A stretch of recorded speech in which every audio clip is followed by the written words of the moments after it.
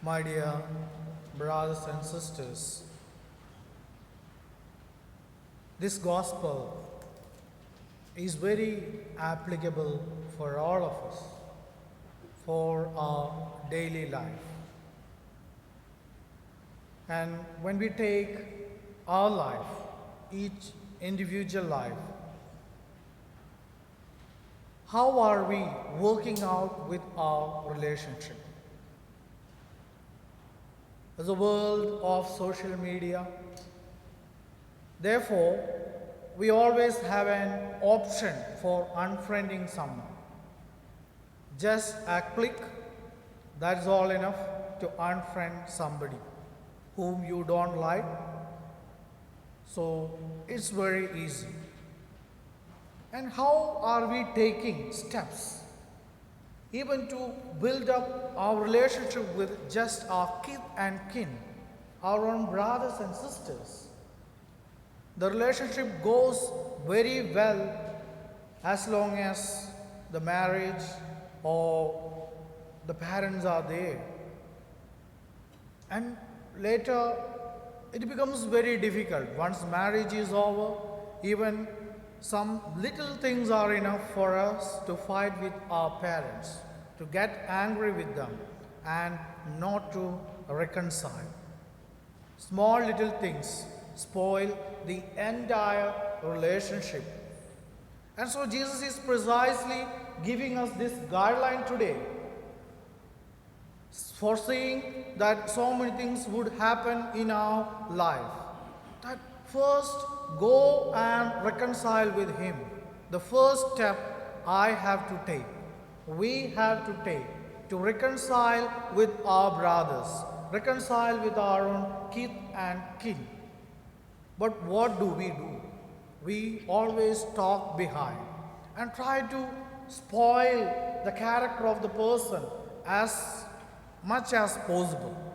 Thereby, the relationship becomes very wide and difficult to bridge. And then Jesus says, if agreement does not come, then call 2 or 3. Try to reconcile it there.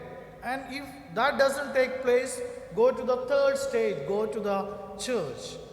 And what does Jesus says? Where 2 or 3 are gathered, there am I in their midst. So where 2 or 3 are sitting down, discussing, discerning, the life becomes very easy. We get to know our mistake, and then we get to know the right way to go ahead in our life. And so it's very simple as that. Do away with enmity.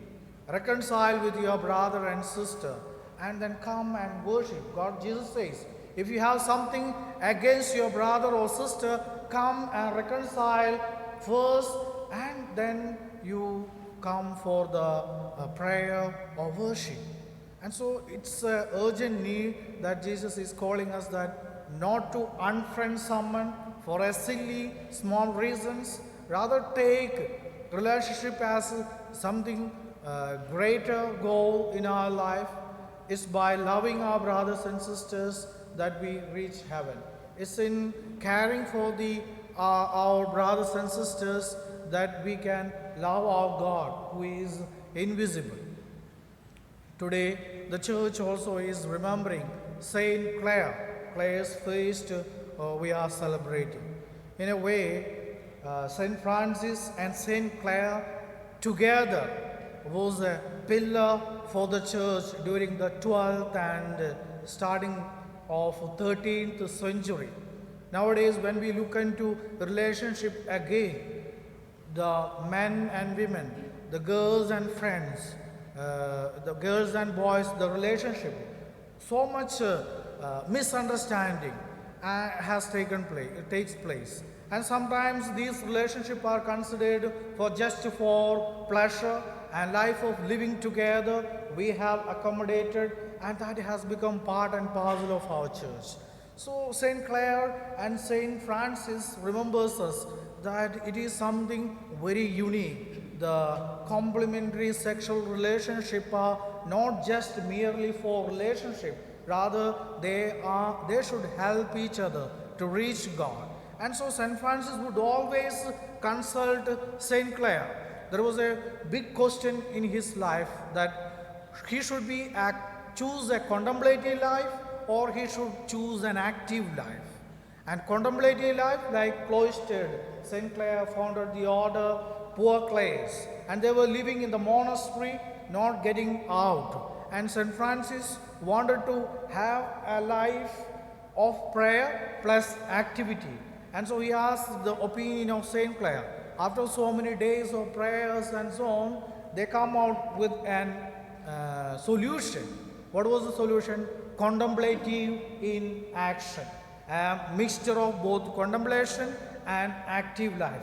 That was the first time in the church. Either a priest used to be a diocesan priest, busy with the world, and there would be monastic life. A mixture of monastic life and spiritual lives comes into the church through the intercession of St. Clare, St. Francis, and there was also a diocesan priest called Giles who was involved. And then St. Clare was a very austere lady right from the beginning of her life. She was very considerate, loving the poor, distributing food for them, and then during her convent life, she was living just with one meal a day, and he would prefer to receive the communion and not to take other meals for the day. So she would eat only during Christmas or Easter 2 times a day. And then again, when we look at her life, she was so much love she had for Jesus. And then when enemies were attacking, the soldiers were coming to attack her and the convent, she took the Jesus on the tabernacle and then stood before them. And with the power of Christ, the convent was saved from the attack of the soldiers. So much of love she had for God, and she was relying on God. And if you rely on God, nothing can stand against us. This is what St. Clare teaches us. And again, Clare was standing for poverty in her life, throughout her life, to live a very poor life. And she was fighting with popes. She was fighting with the church to allow her rule to be approved. And her own deathbed, the rule was approved to live a poor life in the monastery. So dear brothers and sisters, it's easy for us to get away from our brothers and sisters for small little things. And it's also very easy for us to get away from small little things. But St. Francis and St. Clare particularly today teaches us it takes not so much of struggle. We can reconcile with our brothers and sisters. Only we have to take the first step, just to give a smile to our brother, just to give a call to our brothers and sisters or the parents who are far away. Then our relationship becomes very deep, and then our worship and our prayer becomes much more meaningful. May God bless us all.